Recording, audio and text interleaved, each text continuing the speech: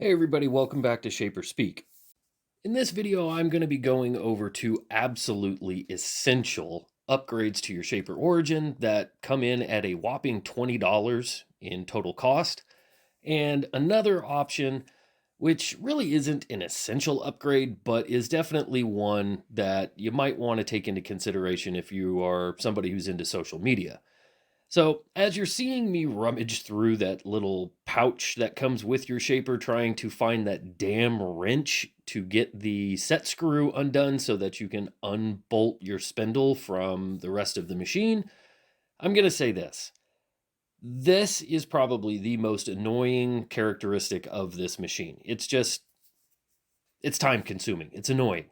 And, if you're like me, finding that little Allen wrench can be problematic sometimes because you're fumbling around with a project and, you never put things back where they belong. And then presto, you realize it's been in your pocket the whole time.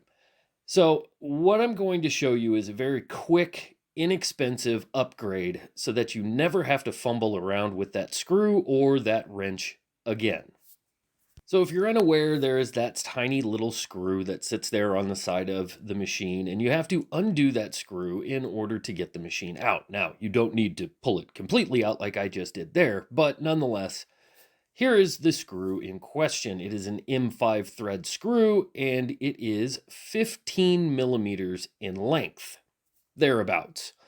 So, in order to remedy this little problem, you're going to need a $10 accessory that you can get off of Amazon. Really quick, easy solution. And here it is.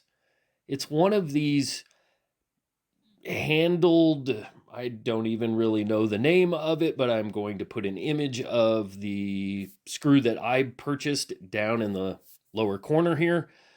And I ended up getting a length of 25 millimeters. So I wanted to give myself a little bit of room here because I realized that if I just got a 15 millimeter one, it wasn't going to work. When I first purchased this screw, I ran into this little problem. Now, when you screw that 25 millimeter length screw in and you cinch it down, you would expect that it's going to ratchet it closed, and no, it doesn't. So here's the second part that you're going to need, one of these sleeves. So this is a 1/4 inch diameter inside diameter sleeve by a 1/4 inch length, and it just slides right over the top. And now, once you screw in your lever, this is going to now act as a bit of a standoff and allow you to clamp the spindle in place. And right there, it's locked in. Super easy fix. Now, the nice thing about these kind of levers is that they are adjustable and they don't take a lot of effort, a lot of force to knock them loose. So, depending upon what your preference may be, you can angle that lever so that it's out of the way. You can set it as far forward as you want, as far down as you want, and it just becomes so much easier to release the spindle. I don't know why Shaper has not just included this into the overall design, but nonetheless, there it is. The next accessory that I'm going to be showing you is this little fan motor. These things are inexpensive. They're usually about $10 or so, and they're used for anything from, inflating inflatables for holiday decorations or laptop cooling options. But the key is that it has a standard USB connector so that you can plug it in for power on the side of your machine. Now, I'm not going to get very fancy or creative with how I mount this thing. I'm just going to use some junky shims. I'm going to glue 3 of them together. And once the glue has set and dried, I'm going to give them a quick little sand, and I'm going to doll them up with, some black stain or something that I have lying around to make it look not as DIY as it actually is. Um, I'm throwing out this very easy mounting solution because I know Shaper Origin users out there love to over engineer very basic things.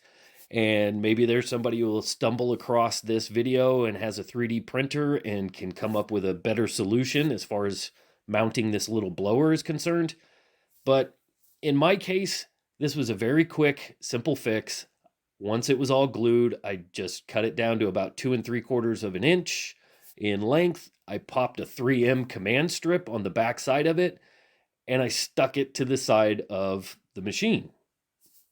Pretty simple, pretty basic, and it works.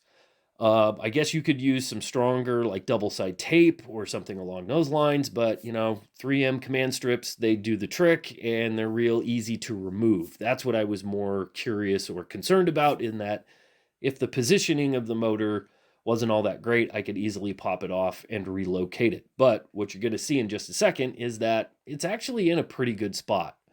I have my motor angled down ever so slightly, and here's some sawdust that I just pulled out of my dust extractor. And you can see this thing, it's not like gale force winds, but it moves the dust. And you might be asking yourself, why would you do this? Well, simply put, the dust collection on the shaper is not 100% perfect. As you are making passes over your workpiece and you generate sawdust, it can obscure the tape, which can cause all sorts of cut problems. So for $10, here's an easy fix. The final accessory that I'm going to mention deals with this little 1/4 20 thread on the base plate of the shaper. And my recommendation here would be to get one of these articulating arms.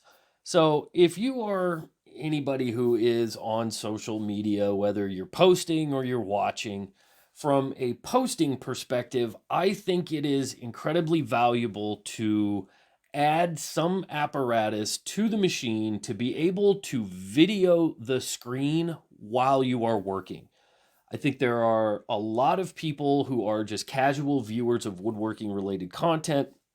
They have seen the Shaper Origin, but they don't really know like what it's all about, or how to operate the machine, or what's going on the screen. And by having one of these articulating arms, you can position a phone with a camera right there on the screen and be able to show what's going on.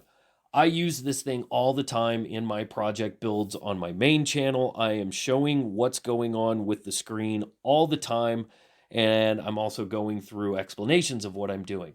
I also use this length of an arm so that I can get all sorts of funky camera angles, because quite frankly, it doesn't matter if it's Shaper Origin or CNC, it's kind of boring to watch. And this way you can jazz it up a little bit. And if you were concerned about any of these modifications or additions not making your machine fit back into the box for storage purposes, well, there it is. It fits. Thanks everybody for watching. We'll see you in the next one.